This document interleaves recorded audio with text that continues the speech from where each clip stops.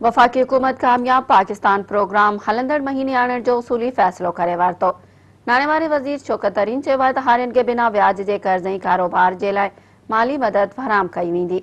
इस्लामाबाद में नाणे वारे वफ़ाक़ी वज़ीर शौकत तरीन जी सरबराही में कामयाब पाकिस्तान प्रोग्राम बाबति इजलास थियो, जंहिंमें वज़ीर आज़म जे ख़ासि मुआविन ओस्मान डार नेशनल बैंक जे सरबराही ॿिया अमलदार शरीक थिया।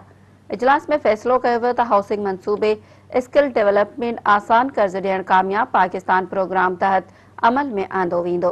सिहत कार्ड ऐं ज़रई ख़िदमतुनि खे बि कामयाब पाकिस्तान प्रोग्राम जो हिसो बणाइण जो फ़ैसिलो कयो वियो। इजलास में ॿुधायो वियो त हुकूमत अरबे रुपयनि जी बजट मुख़्तस कई आहे। 5 लख रुपयनि ताईं बिना व्याज जे कर्ज़ ॾिनो वेंदो।